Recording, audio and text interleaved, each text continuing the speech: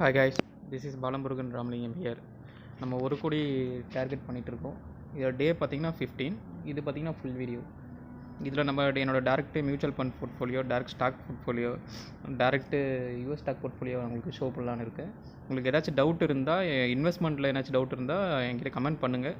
என்னால் முடிஞ்சதை உங்களுக்கு கிளியர் பண்ணுறேன். பட் நான் இன்ட்ராடே இந்த ஃபியூச்சர் ஆப்ஷன்ஸ்லாம் பண்ணுறதில்ல.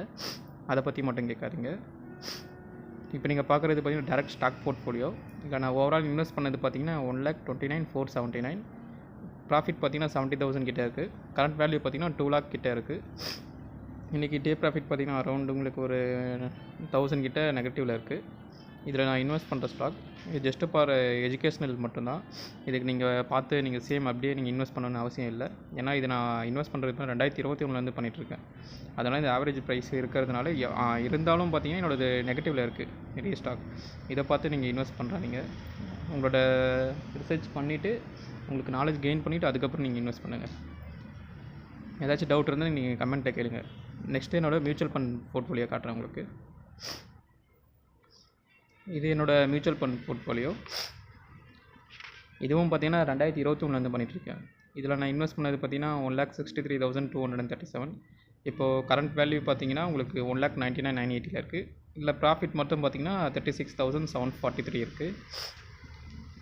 இதில் டே ப்ராஃபிட் 900 கிட்டே இருக்குது.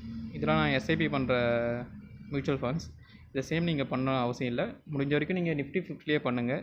ரொம்ப ரிஸ்க் எடுக்கிறீங்க உங்களுக்கு அப்படின்னு யோசிக்கிறீங்கன்னா மட்டும் நீங்கள் ஸ்மால் கேப்பு மிட் கேப் போங்க. என்னோடய ப்ரொஃபைலுக்கு இது ஓகேன்னு தோணுது, அதனால் நான் எடுக்கிறேன். ஏன்னா நான் மோஸ்ட்லி லாங் டேர்ம் இன்வெஸ்ட்மெண்ட்ன்றதுனால ஒரு மோர் தென் 40 அந்த மாதிரி இயர்ஸ் நான் ஹோல்ட் பண்ணலான்னு இருக்கேன். அதனால் நான் ரொம்ப டைவர்சிஃபை பண்ணியிருக்கேன். இதுவும் பார்த்திங்கன்னா எஸ்ஐபி மூலம் தான் பண்ணிகிட்ருக்கேன். 2021 நான் எனக்கு தெரிஞ்சு பண்ணிகிட்ருக்கேன். இங்கே நீங்கள் என்னோடய எஸ்ஐபி இதை பார்க்கலாம். ரெண்டாவது விஷயம், நிறைய பேர் கேட்குறது என்னென்னா,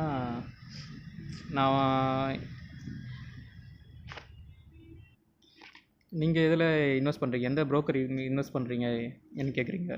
நீங்கள் ஃபஸ்ட்டு ஜஸ்ட்டு ஒரு மார்க்கெட் அப்சர்வ் பண்ணிவிட்டு கொஞ்சம் நாலேஜ் எடுத்துக்கோங்க.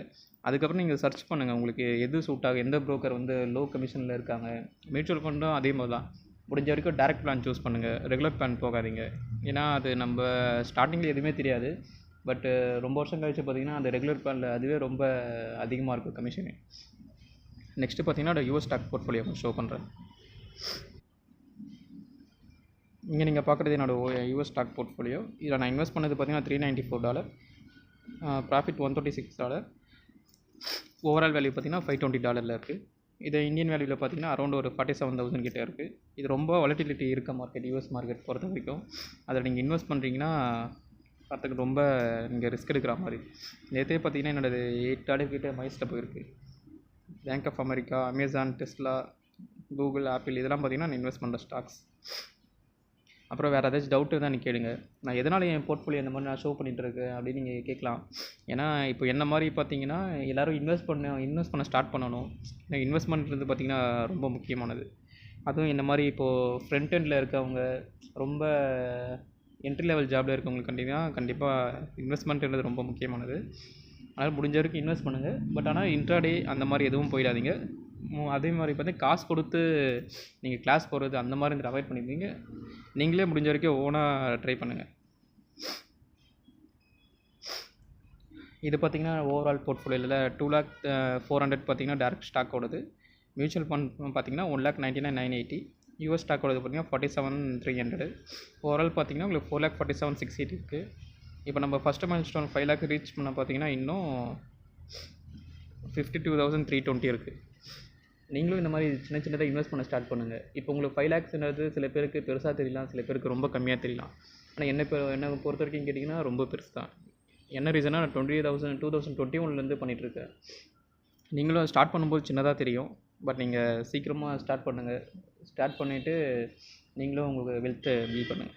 இந்த வீடியோ பிடிச்சிருந்தால் லைக் பண்ணுங்கள், சப்ஸ்கிரைப் பண்ணுங்கள். உங்களுக்கு ஏதாச்சும் டவுட் இருந்தால் கமெண்ட்டில் சொல்லுங்கள். See you in the next video. Bye.